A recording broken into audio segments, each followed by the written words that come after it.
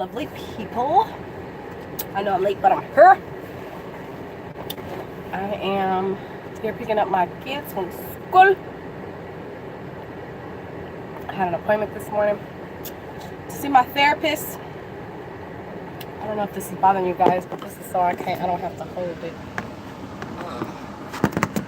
Maybe I can do it like that. Like that now. That's better.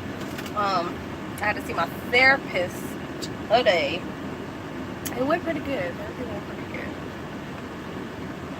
Only thing I don't like about therapy is sometimes, because your time is limited, you have to talk well, you don't have to talk about anything you don't want to, but when you start talking about things and since the time is limited, you kind of leave out of there. Sometimes when you talk about sketchy subjects, you can walk out of there feeling a little down, or you can be feeling sad, or you can be feeling angry, depending on what you're talking about. And today I was a little bit mixture. I was a little bit angry, a little bit sad, because I was talking about things from my past, which I was talking about rejection. I'm talking about me, so I can say whatever I want to say. But we're talking about that. It was a touchy subject for me, so. But other than that, it went pretty good. Do I think counseling is helping me? I don't know yet, because I'm just getting started again, because I was in therapy before, and not that I didn't like my therapist, but I felt like after a while I became his therapist. So I don't want nobody that eventually I'm going to become their therapist. I'm trying to figure out my life. So so far this one seems to be working out really good, and I'm gonna just continue. I feel like with this one, this is like probably my 4th time trying therapy, and I think with this one already we've started getting into things that I never did with any of the other ones. I guess I didn't feel comfortable talking to them about my past, because some of these people, I feel like they're just in it for the money. They're getting a check, so do they care really about what's going on in my life and helping me to overcome fears and struggles and let goes and things like that. So but so far this one, she seems to really be genuinely interested in how to help me. She helps give strategies and things that I can do. So I'm really liking that. Also with my eating, it's working out better. Yesterday I ate 3 times. I know a lot of you guys are probably like, you're supposed to eat 3 times or more a day, but I suffer from kind of like an eating disorder, and it has a lot to do when I got my gallbladder taken out in 2012.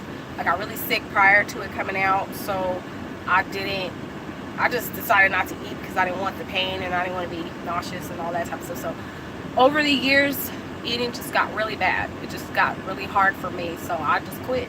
And that's why a lot of the time I feel really down and really sick. But as you guys can see, I look a lot better. I know yesterday in my video I looked a little bit tired and a little bit down, and I have days where I'm up and I have a lot of energy and I can do things, and then I have days where I'm just like really down and I just feel my body feels really tired and overwhelmed. But of course, I know eating will give us that energy that we need. So pretty much I'm doing better with that. Eating disorder is a real thing, so if you ever run into anybody that struggles with an eating disorder, try to be a little bit more understanding. And I'm not like the type of person that throws up on purpose or anything like that when I eat, or I don't stick my finger down my throat. I'm not worried about calories or anything like that. This is really just a sickness that happened from my gallbladder got severely infected, and when it got infected, I wasn't even able to keep water down, and I knew for 3 years prior that I needed to have my gallbladder taken out, and I didn't. I failed to do that. So and then I had 2 pregnancies on top of that, knowing that it needed to come out. So what happened was my gallbladder and my liver smashed together, and then it infected it, so it did some damage to my liver. But since then, that's the one organ that can heal itself all by itself. So since then, my liver has kicked up, it re-healed itself, like nothing ever happened to it. So someone's calling me, guys. I'm sorry. But they haven't even popped in. Anyway, but once it smashed together, it it healed itself together once they took the gallbladder out. And then now, gosh, that made me lose my train of thought. Sorry. Anyway, I was talking about how once it smashed together or whatever and it healed itself, I started having eating problems. I couldn't digest my food properly. So they didn't tell me how I was supposed to eat when I had this. Like, once they took it out, they just said, oh, it was badly infected, like this was horrible, here, you want to see it? No, I don't want to see it. And they told me like I could go back to eating fine afterwards. Well, I tried that and it went horrible. Like, everything I would eat, I would throw up. And so I got a fear of throwing up. And so that's what I did. I avoided eating because I didn't want to throw up. I didn't want my stomach to hurt. So and the thing is that, you know, this again was in 2012. Here we are in 2018. So it's like 6 years or so ago, that over time, everything started dropping. My iron, my blood started dropping. Everything started dropping. And so I got to the point where I was like, oh my God, am I in a position where it might be too late? And it's not like I didn't tell these doctors. I did. I went to the doctor and I told them I don't eat. But because at the time I was like 215 pounds when I gave birth to my daughter. Then I went to 180. Then I dropped from 180 within 6 months of the gallbladder doing what it was doing. In 6 months, I went all the way down to 125 pounds. And they were like, oh, because you're 5 foot even, once you get to 95 pounds, then we'll make a big deal about it. By that time, I'll be dead. So the only person that cared about me was me. I had to care about me. So what I did was I would eat, and then I would just keep going to the hospital because I would start throwing up. And I was like going to the doctor. So of course, some of you guys might know about Zofran, and some of you guys might not. Zofran is like a medication that helps with nausea and help, you know, to take the nausea feeling away. So when I found out about this pill, which I'm so thankful for, thank you God, when I found out about this nausea pill, Zofran, I would eat, and then of course if I didn't have a problem, I didn't go to the hospital. But if I had a problem, I would have to go to the hospital. So when I would go to the hospital, they would give me these Zofran pills, which the only thing about Zofran is if you take them on a consistent basis, they will cause you to have headaches really bad. So guess what that did? I started taking the nausea pills, I started taking the Zofran, and then from the Zofran, it would go to, I needed the Tylenol. So for about 6 years on a constant basis, I'm taking Zofran and I'm taking Tylenol every single day. Every day. There was not a day that I did not take Tylenol. And you know, a lot of Tylenol can have effect on your liver. So I went to these doctors and I'm telling them, look, there's a problem. I'm having an issue. I can't keep my food down.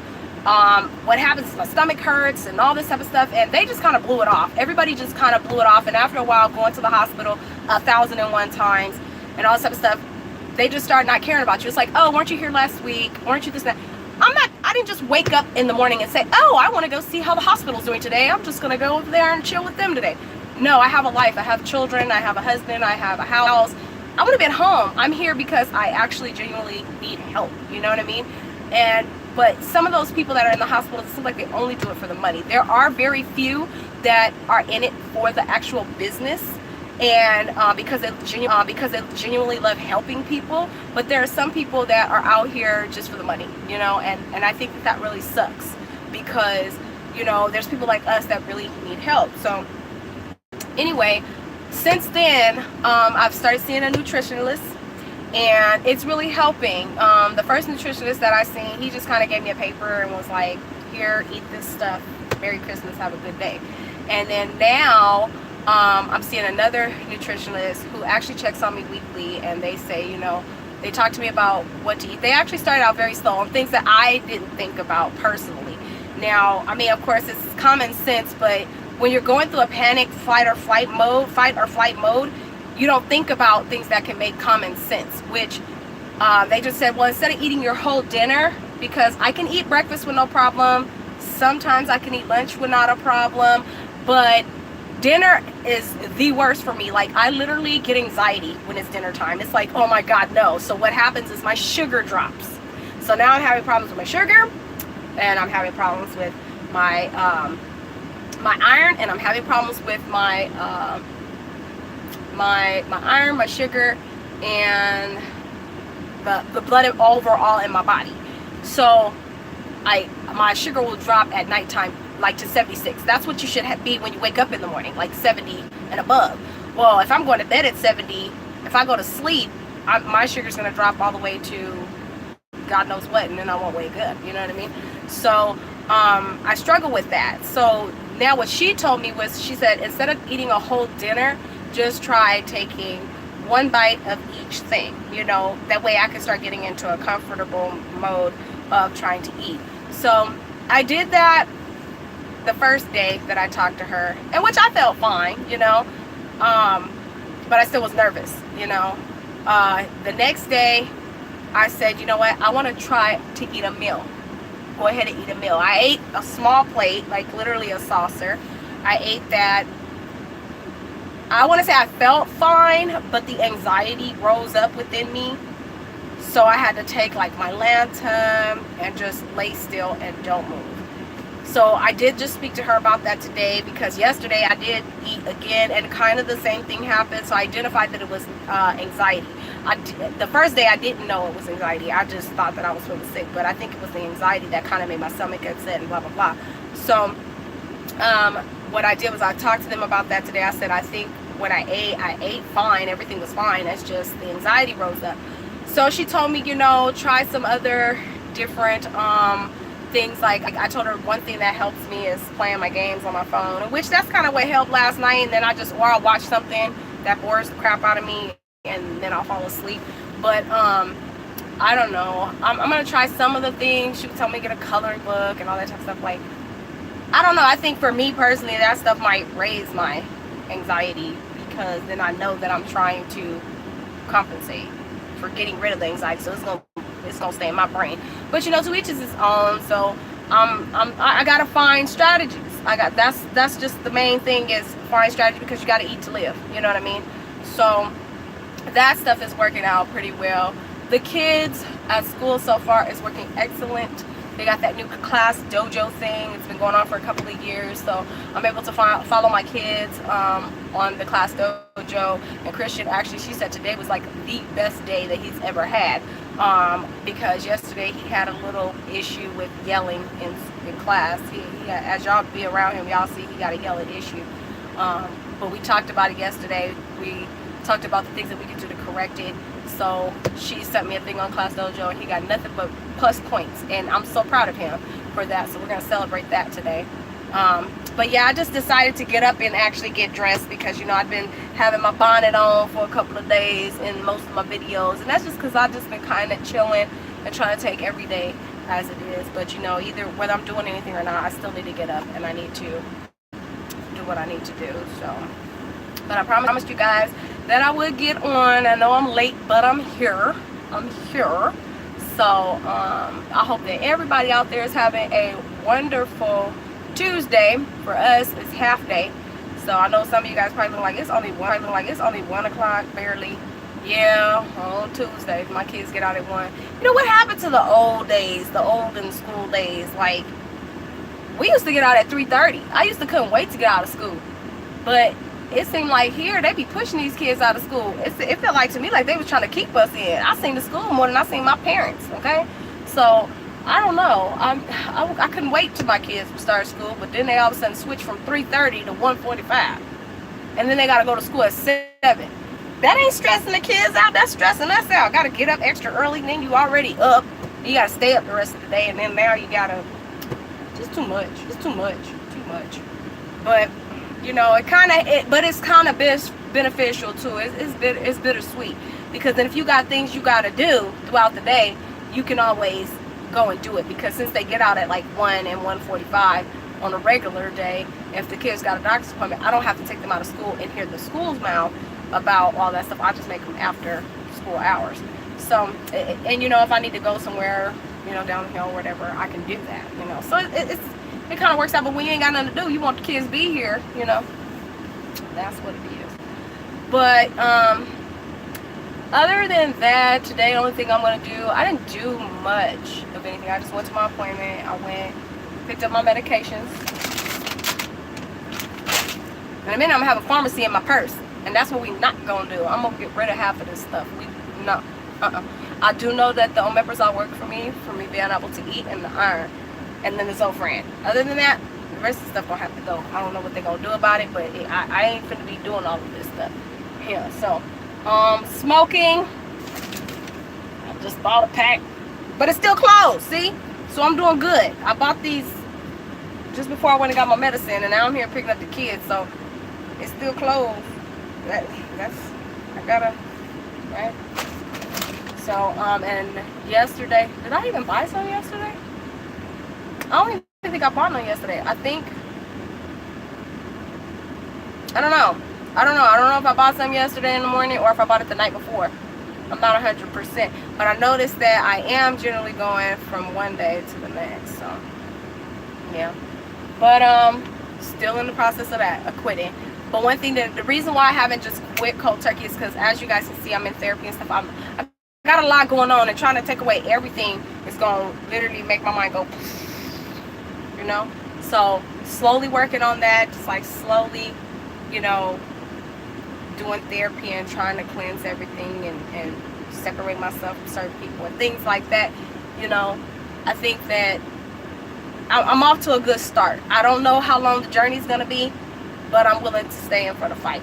As long as I got fight in me, I'm going to fight. So, but I'm going to finish my hair at Starbucks. I think it should be about time for these kids to go. I know I told y'all I was going to give y'all 20 minutes, but I think I done talked your ear off more than long enough. So it's about 16, 17 minutes. So that's what I'm about to do. I'm about to sit here and enjoy my I don't know if y'all knew that the nacho fries is back. And I noticed that they'll have them crispy. I mean, soft. So when I go up in there, I tell them I need some, I need them crispy. So they'll actually do them, because I seen them actually looking like they put them in the microwave or something, or pre-doing them and putting them in this thing. No, they don't taste right. They don't taste right when you do it like that. Y'all got to fry them normal, so we can have that crunch. Yeah. So that's what I'm about to do. I'm about to sit here and enjoy my nacho fries from Taco Bell, and I'm about to drink on my drink, caramel frap, Starbucks, and I'm gonna enjoy the rest of my day. Probably sit out on my porch, talk to my neighbor, chill out. All right. So y'all have a wonderful day. I will see y'all soon tomorrow. Bye bye.